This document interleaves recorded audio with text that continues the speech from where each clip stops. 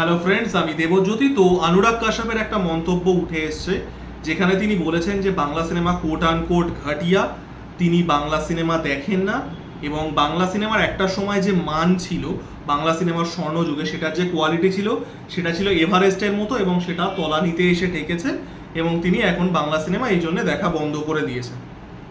ভালো কথা। তো সেটা মানে এই বিষয়ে আমার মন্তব্যটা করার আগে আমি কিছু গ্রাউন্ড রুল সেট করে নিতে চাই যে আমি অনুরাগ কাশ্যপের বেশিরভাগ মন্তব্যের সাথেই একমত হই না। আমি তার পলিটিক্যাল আইডিওলজির সাথেও অ্যালাইন হই না কোনো দিনই। এবং অনুরাগ কাশ্যপের একটা খুব বাজে স্বভাব আছে, তিনি যখনই যে বিষয়টা ট্রেন্ডিংয়ে থাকে, যে বিষয়টা নিয়ে আলোচনা হয়, তিনি সেখানে গিয়ে একটা মন্তব্য করে দেন, যেটা আমার কোনো দিনই পছন্দ না এবং তার মন্তব্যগুলোর সাথেও না। এবং তার এই যে স্বভাবটা, যেই একটা মানে কন্ট্রোভার্সি হচ্ছে বা যেটা নিয়ে আলোচনা হচ্ছে সেখানে গিয়ে তার মন্তব্য করার দরকার থাক বা না থাক, সেটার কোনো প্রাসঙ্গিকতা থাক, তিনি অফেন গিয়ে একটা ইল ইনফর্ম মন্তব্য করে দিয়েছেন। সেটা খুব রিসেন্টলিও আমরা দেখতে পেলাম এই সন্দীপ রেড্ডি ভাঙ্গা আর অ্যানিম্যালের সময় তিনি এইগুলো করে থাকেন এবং সেগুলোতে আমি একদমই সমর্থন করি না। দ্যাট বিইং সেড, তিনি যে এই কথাটা বলেছেন এটার সাথে আমি 100% একমত। হ্যাঁ, তিনি যে তার যে চয়েস অফ ওয়ার্ড যেটা ছিল যে বাংলা সিনেমা ঘাটিয়া, এই চয়েস অফ ওয়ার্ডটা আমি সমর্থন একদমই করি না। বাট তার যে বক্তব্যটা যে বাংলা সিনেমার একটা সময় যে কোয়ালিটি ছিল সেখান থেকে বাংলা সিনেমার কোয়ালিটি আজকে একদম তলানিতে এসে ঠেকেছে, এটার সাথে আমি 200% একমত।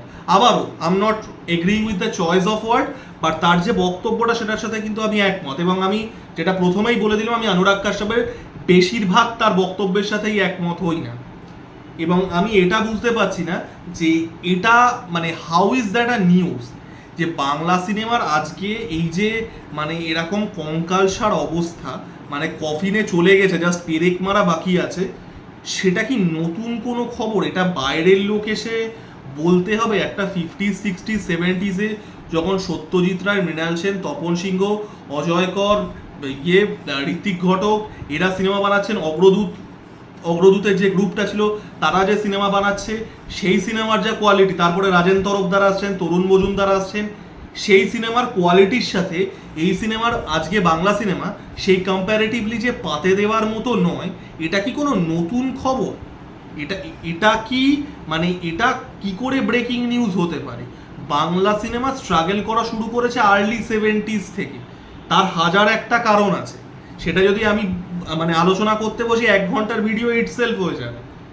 আমাদের বিগত বেশ কয়েক দশক ধরে ভারতীয় কালচারাল জাইডগাইস্টে কোনো কন্ট্রিবিউশন নেই। আজকে অনুরাগ কাশ্যপ, এবং আবারও আমি কিন্তু অনুরাগ কাশ্যপকে বিগ আপ করার চেষ্টা করছি না, আমি অনুরাগ কাশ্যপকে বড় দেখানোর চেষ্টা করছি না এখানে, please don't get me wrong. Anurag কাশ্যপের লাস্ট কয়েকটা সিনেমা ইটসেলফ পাতে দেওয়ার মতো না। একটা ওই ডিজে মহাব্বত, তারপরে একে ভার্সেস একে, চোক, কেনেডি আমি এখনো দেখিনি। এগুলো কোনো অংশেই মানে কোনো দিক দিয়েই ভালো সিনেমা না। তো আবারও আমি কিন্তু অনুরাগ কাশ্যপকে বিগ আপ করার চেষ্টা করছি না, আমি বলছি তিনি একটা তেতো সত্যি কথা বলেছেন। আজকে বাংলা সিনেমার এই যে অবস্থা, এবং সেটা একটা স্লো ডিক্লাইন হচ্ছে বিগত 50 বছর ধরে, এবং ভারতীয় জাইডগাইস্টে, ভারতীয় কালচারাল জাইডগাইস্টে আমাদের বাংলা সিনেমার জায়গা বহু বছর নেই। সত্যজিৎ রায় মারা গেছেন 1992 সালে, মৃণাল সেন বিগত 30 বছরে 1993 সালের পরে মৃণাল সেন একটা সিনেমা বানিয়েছিলেন 2002 সালে, আমার ভুবন। তপন সিংহ আর্লি 2000s পরে সিনেমা বানাননি, আর ঋত্বিক ঘটকের তো আমি ছেড়ে দিলাম, সেখানে তো 70s আর্লি 80s গল্প শেষ। ভারতীয় সিনেমার যে জাইডগাইস্টে বাংলা সিনেমার কন্ট্রিবিউশন বহু বছর নেই। বাংলা সিনেমা আস্তে আস্তে তলানিতে এসে ঠেকেছে, এটা আজকের নয়, এটা 2024 সালের ঘটনা নয়, এটা 80s 90s-এও। 90s-এ বাংলা সিনেমা এতটাই খারাপ অবস্থা হয়েছিল যে বাংলাদেশি সিনেমার থেকে কপি করতে হতো। যে সেই সময় দেখবেন বাংলা সিনেমায় একটা ডিস্টিংটিভলি বাংলাদেশি ফ্লেভার আসে, এবং বাংলাদেশে অনেক আর্টিস্টও কাজ করা শুরু করে। তারপরে 2000s থেকে তেলেগু তামিল সিনেমা রিমেক হওয়া শুরু করে, এবং সেই ফেসটা মানে অনুরাগ কাশ্যপ নিজে বলেছেন। এগুলো নিউজ এখন আমাদের কানে কেন লাগছে? এগুলো তো বোঝা উচিত। এই যে বাংলা সিনেমার যে যে করুণ দশা, এটা আজকের বিষয় নয়। আমি বারবার করে এটা, এই কথাটা তো আমি মানে আমার ভিডিও যারা দেখেন, আমি বহুবার বলেছি বাংলা সিনেমার এই যে এরকম অবস্থা, মানে মানে কবরের ভেতর প্রায় চলে গেছে, জাস্ট মাটি দেওয়া বাকি, এটা 40 বছর ধরে এই অবস্থা।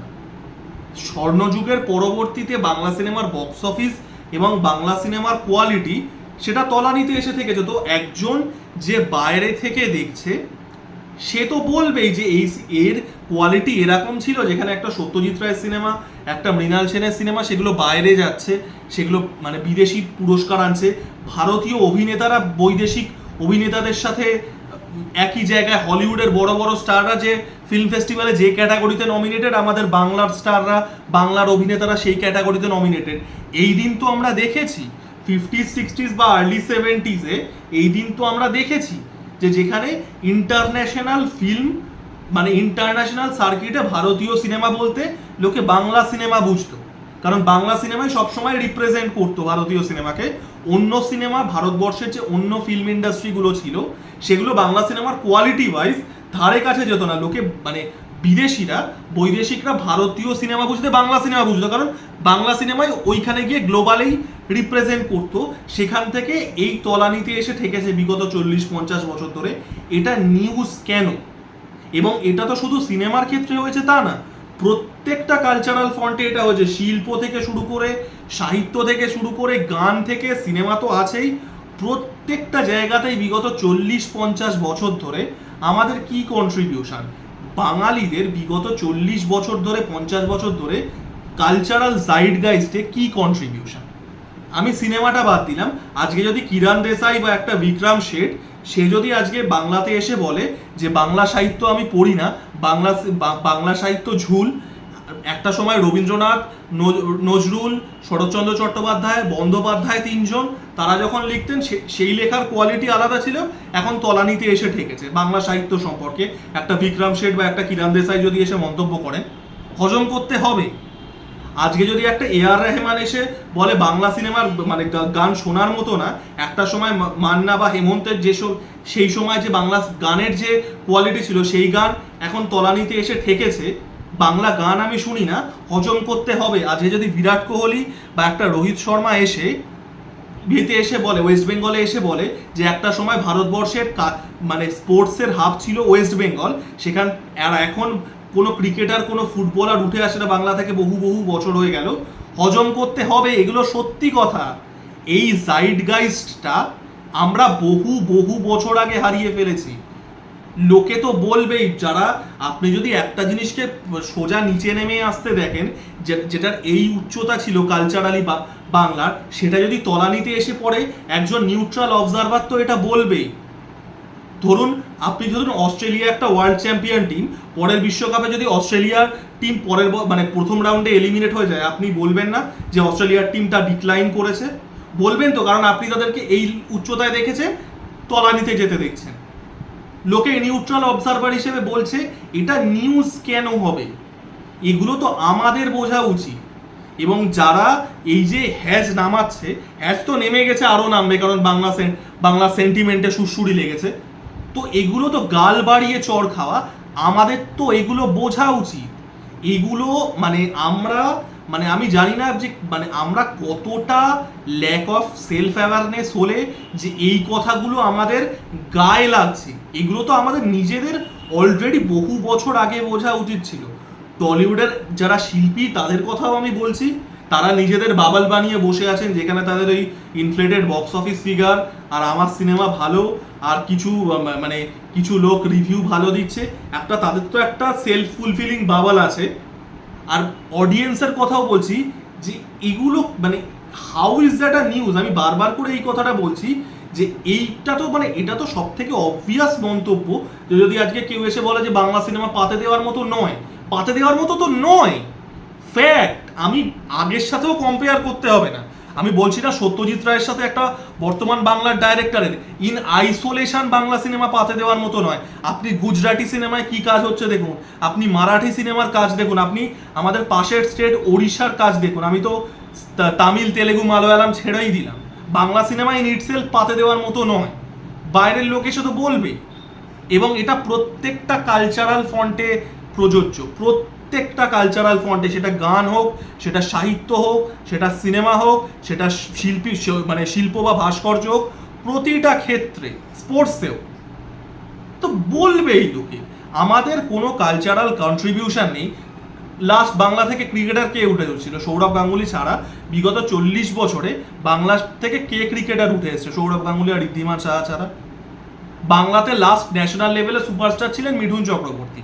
রানী মুখার্জি বলবেন না, কারণ রানী মুখার্জি বাংলা থেকে যান, he came from a different ecosystem.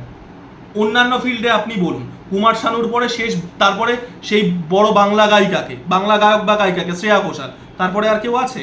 প্রত্যেকটা ক্ষেত্রেই তো তাই। প্রত্যেকটা ক্ষেত্রেই দেখবেন 30 বছর 40 বছর আগে গিয়ে স্টপ হয়ে গেছে, তারপরে আর নেই। একটা দুটো, একটা সৌরভ গাঙ্গুলি, একটা কুমার শানু, একটা মিঠুন চক্রবর্তী এক্সেপশন। এই ঋত্বিক ঘটকের একটা কথা আছে না, অনুরাগ কাশ্যপ নিজেও ঋত্বিক ঘটকের কথা বলেছেন বাংলা স্বর্ণযুগ মন্তব্য করতে গিয়ে। ঋত্বিক ঘটকের একটা খুব ফেমাস কথা আছে, ভাবুন, ভাবা প্র্যাকটিস করুন। টাটা।